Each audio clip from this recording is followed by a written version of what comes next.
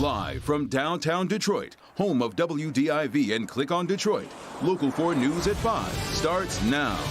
Another burst of light snow rolling in tonight. We'll tell you how much to expect, and the deep freeze gets even deeper. We'll look at those numbers ahead. Devin?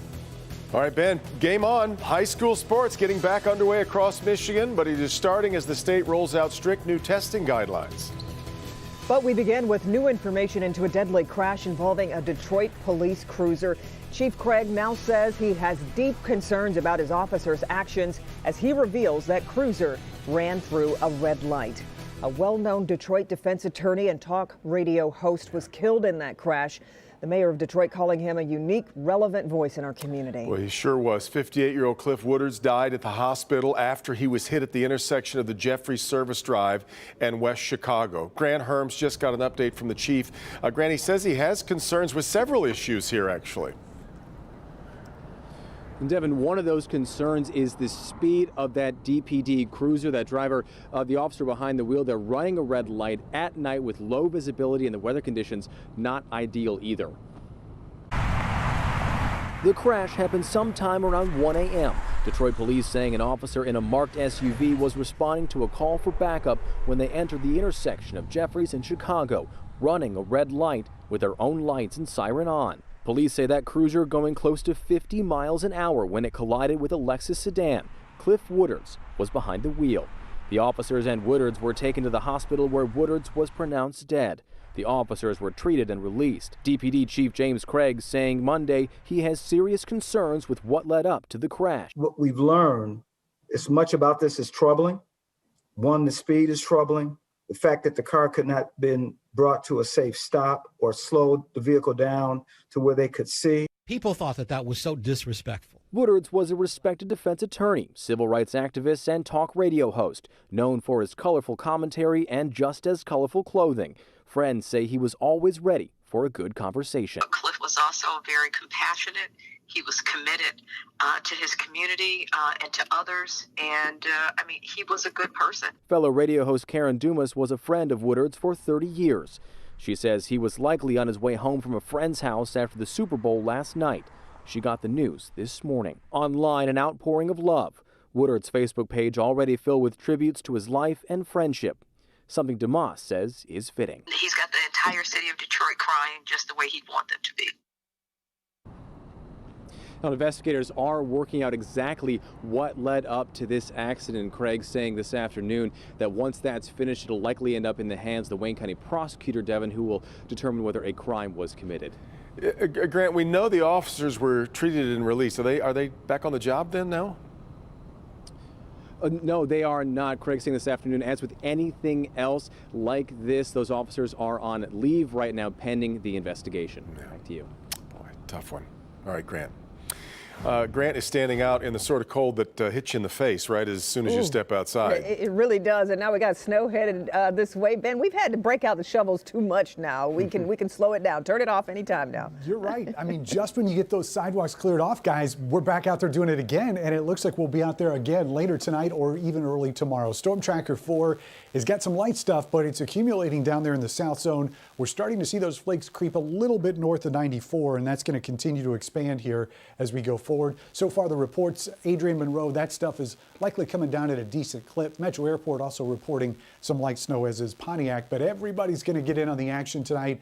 The good news is, as cold as these temperatures were today, they're going to remain relatively steady through the evening hours tonight. The bad news is some of these nighttime lows going forward are going to get even colder. So we're going to look at the deep freeze getting deeper and an even better chance of snow by the end of the week in just a few minutes. Guys? Okay, Ben, thank you. In just the past hour, high school contact sports officially got back underway here in Metro Detroit. Check out, we've got new video of girls basketball game. Southeastern taking on Chandler Park Academy. It kicks off a season with so many variables the state of Michigan has put on these games. So let's bring in Rod Maloney with a look at how this is rolling out and how it's being received so far. Rod? Yeah, well, Devin, here's the thing. The kids are excited to go back. There's no doubt about that. And they've staggered the release of these games, okay? So today it's basketball and ice hockey, okay? Those players are supposed to wear masks while they play. But there are two sports on Friday that kick off, competitive cheer and also wrestling. And the health experts say you can't wear a mask in there. So it makes the testing that much more important as part of these protocols. The state's new guidance put online last night says masks are mandatory for everyone. But if face masks cannot be worn by athletes aged 13 and up, to play, the athlete must have a negative antigen test within the preceding 24 hours or a negative RT-PCR test within the preceding 72 hours. If the athlete shows with a positive antigen test, they will have to isolate immediately and get the RT-PCR test within 48 hours. Local 4's Dr. Frank McGeorge sorts out the differences between the two tests. The two acceptable screening tests are both nasal swabs. Now, one is the less sensitive antigen test that looks for a piece of the virus itself. The other is the better PCR test that looks for the virus's genetic material. Now, while an antigen test might be easier to find and perform, if it's positive, it needs to be followed by a PCR test to confirm the result. In Detroit, they've opted for the athletes to wear masks while they play, and the state says athletes should have multiple masks if they're going to sweat while wearing one. Sports Executive Director James Alexander in Detroit says they're ready for anything. Right now, we have equipped our student athletes with multiple masks. So if that's the case, they will have that taken care of. The state also recommends traveling to games only with family and bringing your own food and drink. Alexander says that's not a good fit for Detroit. The buses, not so sure right now. At this point, we're scheduled to go on buses just like we did with football. Now, the question becomes, who's paying for all of this testing? Well, it turns out the Michigan Department of Health and Human Services is going to do that. In the meantime, it's an 8-page document that took me quite a while to get through. But if you're an interested parent or athlete or even a staff member, we have that document for you on clickondetroit.com. Back to you. This is really tricky, Rod, because there are some things in the MDHHS guidance that might be kind of difficult to enforce, right? Okay, Devin, here are a couple for you that struck me as I was reading through. No high-fiving or getting together after the game, that kind of thing. It's difficult with high schoolers to keep them from doing that. But think about this one. For parents of small children, say you bring the kiddos to the game to watch, say, an older brother or sister play. They're not allowed to run around the gym. And I don't know how my kid would never do that, but they're supposed to sit right next to you in the stands. Let's see how that goes. It's going to be tricky. All right, Rod. Well, let's look now at today's coronavirus numbers. The two-day total from over the weekend, the state reporting 1,769 new cases. That averages out to 884 cases per day. So that is under 1,000 cases a day. Good progress there. But along with that, the state reporting 11 more deaths over the same two-day period. Let's take a look at the progress with the vaccine now. As of today, 1.8 million doses have been delivered to Michigan, with a little less than 1.2 million shots going into arms. The state of Michigan is set to receive $8.3 million in federal funding for something badly needed. Going to COVID-19 vaccine distribution support. According to FEMA, the funding is an advance payment to the state health department. It's for costs associated with a public information campaign focused on vaccine efforts. Even with that good news, seniors in Washtenaw County say the doses are not getting to them.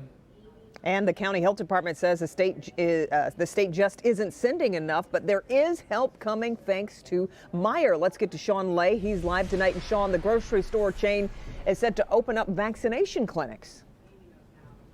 And Kimberly, this is something we track the vaccine every week. We've been waiting for something like this, a big punch in the arm. Meijer now saying 25,000 doses. They've secured them. They're going to get them out this week, and the focus will be on those 65 and older. We got just under 3,000 doses. About half of that goes to second doses. So that leaves roughly 1,500 for new doses, right? So we've been saying consistently week to week, we're scheduling fewer than 2,000 doses. The bottom line right now, the state is sending COVID vaccine doses to Washtenaw County, and those doses remain shockingly low. Detroit, for example, is getting an increase in doses. We are not yet seeing an increase. We're remaining about level. So we're getting roughly 2,000 to 3,000 doses per week. About half of those go to second doses, and the remaining ones we can schedule first doses. Are you getting an answer about why you're remaining at that level? No. The numbers, the county has 80,000 people right now. They're eligible for that first shot. So few shots being sent by the state. It's very hard to know who we're not hearing from. That said, we definitely have pushed out our phone number and worked with community groups that can also work with seniors to make sure that we're hearing from them. So low numbers for Washtenaw County. They hope they increase. Higher numbers for Myers, so people in Washtenaw County get to the phone and text to get that appointment to see if you can get in with Meijer. It's 6 o'clock. Good news again, guys, this time from Pfizer. Back to you. Okay, Sean, thank you.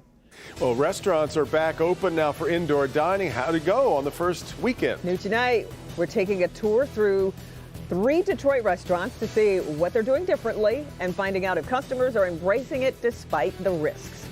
Also, a battle to keep the water moving. New tonight, crews working to clear ice jams on the St. Clair River. The frigid weather is not helping. Alice. Final preparations are underway for the second impeachment trial of former President Trump. I'm Alice Barr in Washington. Coming up, the detailed look we're getting at the arguments ahead and a last-minute flurry of legal filings.